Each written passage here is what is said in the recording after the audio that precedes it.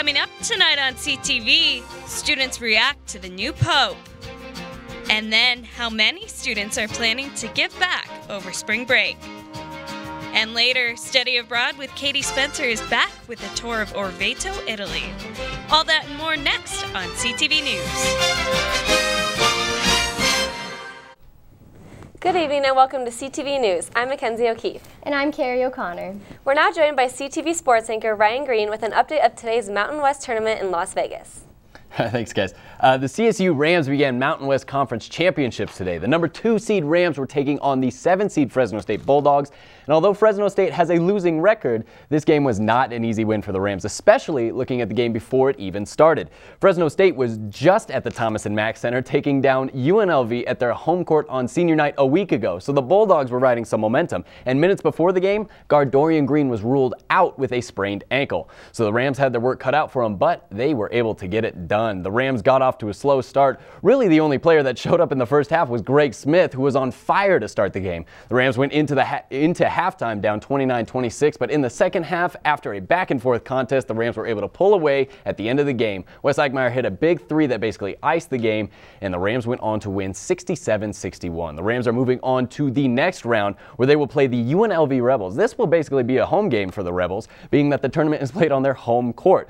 So this game is not going to be an easy win for the Rams. And now we're going to move on to some quick NFL news. Looking at the Denver Broncos roster, you wouldn't think that the receiver position was in much need of an upgrade, with Demaryius Thomas and Eric Decker being one of the best wide receiver tandems in the NFL. Well, the Broncos did think they needed an upgrade at the receiver and signed former Patriot Wes Welker. The 2-year deal is worth $12 million, but it is definitely worth signing what many consider to be the best slot receiver in the NFL. I don't know if I'm more excited about him becoming a Bronco or the fact that he's not a New England Patriot any longer. Either way, this signing will only add to the already high expectations for the Broncos this next season. You know, that's really exciting for the Broncos. It is, yeah, it is. Back to the Rams, though. When's the next basketball game? The next basketball game will be this Friday at 9:30. A little late, but it's going to be worth the wait because it's going to be a pretty good game, I think. Sounds great. Yeah. Yeah, they're off to a great start, so we just hope that they keep that going. I think they will. Yeah. Thanks, Ryan. We now toss it over to Tom Mullen in the Information Center with an update on the new Pope. The white smoke has risen and the Catholic Church has a new Pope. Cardinal Jorge Mario Bergoglio was elected Pope Francis 2 days after conclave began. Pope Francis gave his first blessing to the world early Wednesday afternoon, and CTV international reporter Katie Spencer gives us an update from Sorrento, Italy, with a recap of the history unfolding. Katie? Just moments ago, Cardinal Jorge Mario Bergoglio of Buenos Aires was elected as the new pope. Before the decision was made, the crowd was going wild. They were waving flags, they were holding rosaries, praying, waiting to see who the new pope was going to be. Bergoglio is the first non-European pope to be elected. He's going under the name of Francesco. And when he came out onto the balcony, he led the crowd in a Hail Mary and the Lord's Prayer. He said he was immensely happy to be the new pope and to let us begin this journey together. Reporting from Sorrento, Italy, Katie Spencer, CTV News. Thanks, Katie. I actually went over to Blessed John XXIII University Parish, which is the Catholic church just off campus. They were eagerly awaiting and then celebrating the announcement of the new pope. Here's a few reactions from Ram Catholic community. The Catholic Church, we have a pope for a reason, and it is so good to actually have somebody back in that position again. And he's a Jesuit, which is the first time we've ever had a Jesuit as a pope. So I'm really excited and interested to see what that's going to bring for the Catholic Church. Well, first of all, I'm super excited because not only is he our first New World Pope, he's also the first Jesuit. He's the first Francis. This Pope is just full of firsts. I wasn't completely sure who he was, but then he very much won me over when he, his first words were not condemning. It wasn't like, what's wrong with you? But his first words were like, good evening, how are you, He's not well known. Obviously, he wasn't one of the top contenders. So it's a total surprise, I think, to a lot of people. Now, Pope Francis is actually the first pope from South America and the first pope from outside Europe in more than over 1,000 years. There are about 1.2 billion people who follow the Roman Catholic Church across the world. Now, be sure to check out my full story on the new pope tomorrow, Thursday night, live at 8 p.m. In tonight's national news headlines, 4 people are dead after an upstate New York shooting spree on Wednesday. The killings took place at a car wash and a barber shop just about 65 miles east of Syracuse. New York police are still looking for the 64-year-old suspect, Kurt Myers, seen here. And more employers are now adding nap rooms to the workplace. Health experts say that fatigue is affecting workers' health and productivity.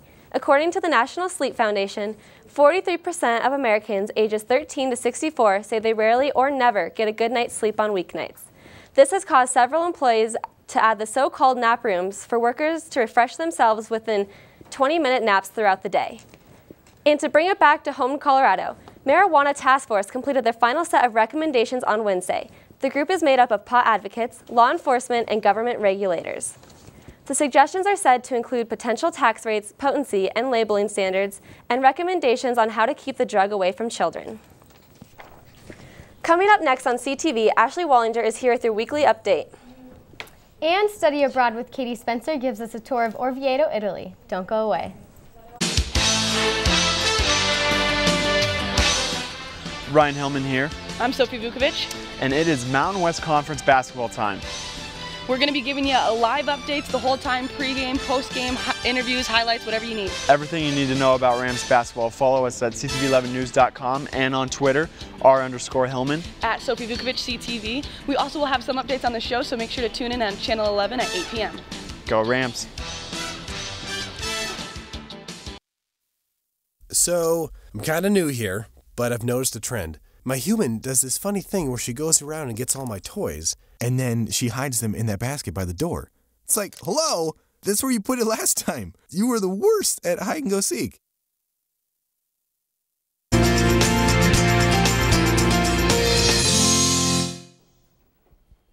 Welcome back. Spring seems to have come a little early to our area this year. Taking a look across the state today, we saw highs well above average. Across the I-25 corridor, it was near 70s. Here in Fort Collins, we saw 67, and it was even in the 60s in some parts of the mountains. A high pressure system sitting to our west is what's making the weather so nice, and a complete turnaround from the other day when we were seeing snow and very cold temperatures. And the warmer conditions should be sticking around for quite a while. Right now outside the CTV studio, it's still fairly warm at 49 degrees. The rest of the week into the weekend is looking great too. Tomorrow we'll see a high in the upper 60s, and on Friday we'll even reach the 70s just in time for spring break. On Saturday we could see some showers, rain instead of snow this time, but it will still stay fairly warm with highs in the mid-50s to low 60s throughout the next 7 days. And after Saturday's rain showers, it will be staying dry and sunny here in northern Colorado. For more weather and news, follow us on Facebook and Twitter at CTV11. For CTV Weather, I'm Ashley Wallinger. Back to you, Carrie. As midterm week is coming to an end, CSU students are more than happy that spring break is right around the corner. For many students that are probably preparing for their warm vacations or maybe some time on the slopes, others are actually preparing for a break that involves a little more work than usual. Spring break at the Slice office at CSU means a unique opportunity for community service. Slice offers students and faculty a chance to go on alternative breaks to Denver and outside of Colorado. I'm going to Denver for alternative spring break, and we'll be working with sustainability. This year, Alternative Spring Break has 13 site locations, including Washington, D.C., New Orleans, and even Panama. I'm leading a trip to Kansas City, Missouri to work with Operation Breakthrough. While on site, students help with a variety of issues, including volunteering at food banks, homeless shelters, social issues, and encouraging environmental stability. To go out of the state for a spring break trip, but one that's very intentional and educational and just full of usually adventures and really meaningful experiences. So it's an alternative to the other spring breaks that some people have. If interested, you can go to the Slice office or check out their website at slight.colostate.edu for more information about alternative breaks. Study Abroad with Katie Spencer is back with a tour of Orvieto, Italy. Let's take a look at this week's adventure. Located on a mountaintop in the Umbrian province of Italy, Orvieto's most famous attraction is the Duomo. Construction started on this church in the late 13th century and was continued until the 17th century, but unfortunately no cameras were allowed inside. so that's where this part of the tour ends. Also in Orvieto are a series of caves and tunnels. These caves were made by hand by pickaxe, which can be seen on the ceiling. They were also used for wells to collect groundwater from the high mountaintop. And because the royal family was paranoid, they were in place as an escape route in case of siege. Workplaces such as this old mill were also set up in the labyrinth of caves. Throughout the area, you'll find holes in the walls which house pigeons which were later eaten. Exiting the caves, there is a beautiful view of the Umbrian hillsides. Reporting from Orvieto, Italy, Katie Spencer, CTV News. Study Abroad with Katie Spencer will be visiting Paris, Munich, and Prague during the spring break. A 4-year-old child fell from an apartment window in February and survived. What's usually a parent's worst nightmare became all too real for one family in Aurora. Little Dylan Hayes just might be Superman. I fought, not playing with my Hulk things, and I punched the window. Dylan survived a fall from a 3-story apartment window. I didn't know what I was going to see when I got down to the ground floor. Dylan's mother was shampooing their carpets and moved a couch by the open window. Dylan had climbed up the couch and pressed against the screen to talk to a neighbor when the unthinkable happened. I heard a crash, and the next thing I know, I just saw it blur. It was just red and blue. To be honest with you, I didn't know if I'd see a little boy that was alive. Miraculously, Dylan only suffered minor bruises. The doctors even said that they're surprised he didn't even get a broken toe.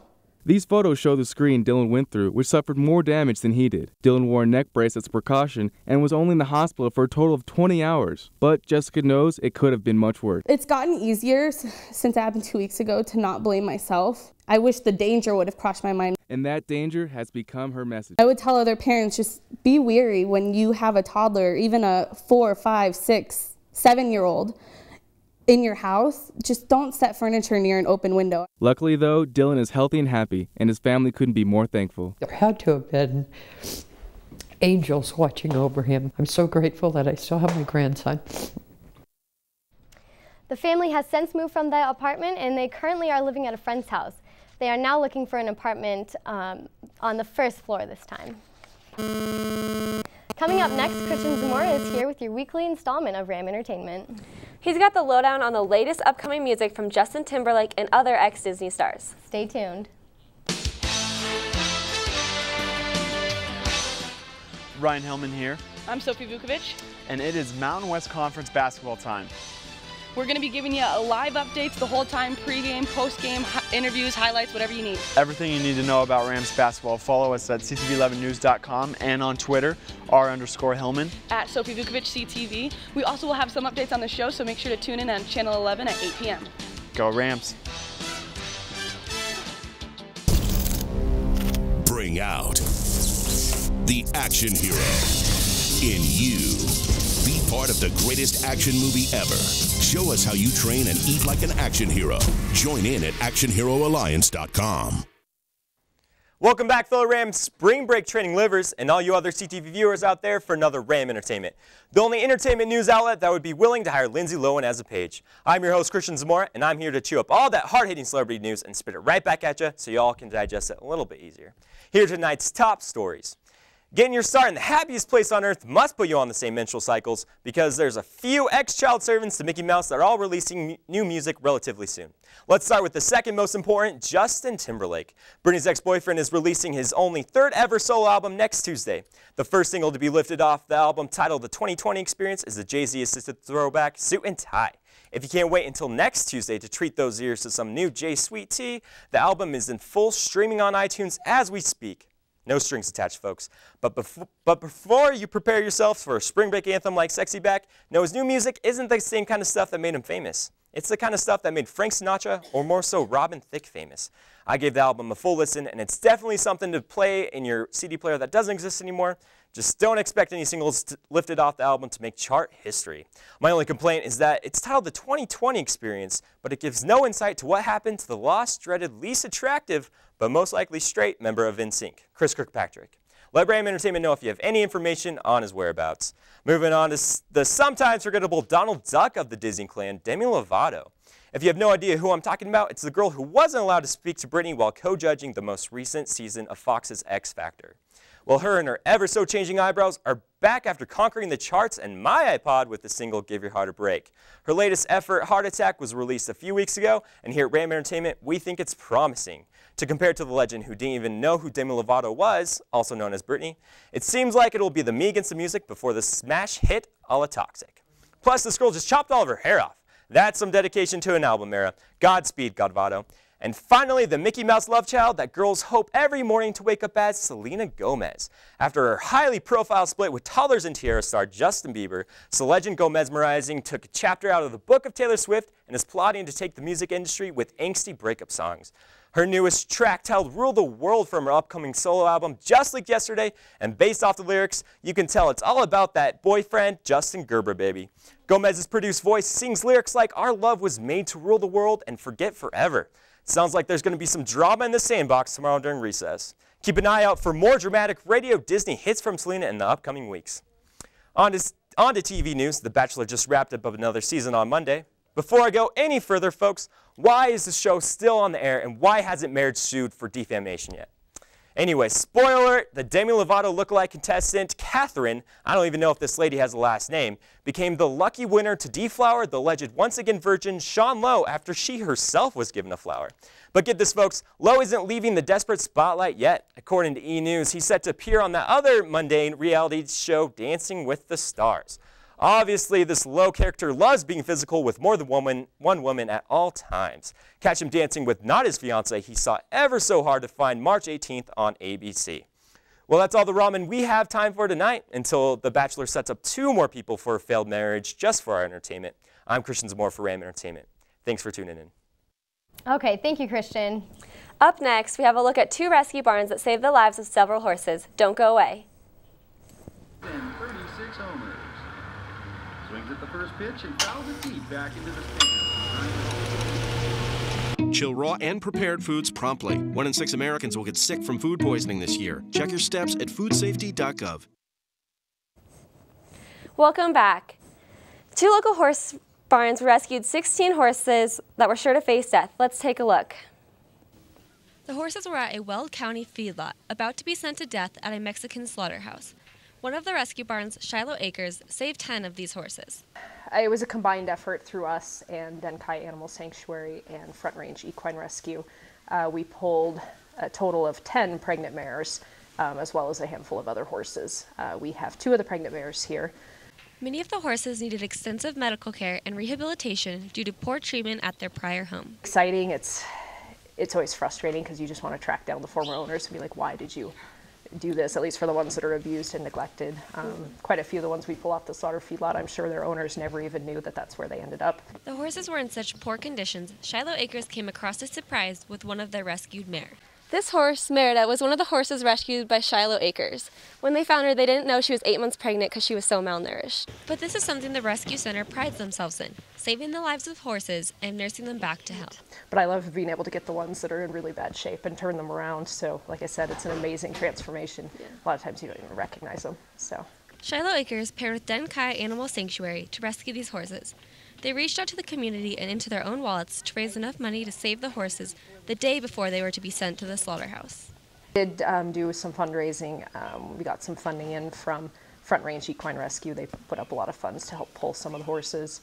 A lot of times we're paying a lot of money out of our own pocket to operate this, but we do get donations in too, which are vital to helping us keep going. So. Shiloh Acres provides a second chance for hundreds of equines, currently holding 42 horses. Some continue on to new homes after being nursed back to health, while others stay as permanent residents. Well, unfortunately, that's all the time we have for you tonight. Be sure to follow us at CTV 11 on Facebook or Twitter, and check out our website at ctv11.com for more of your news updates. Have a great night, Rams.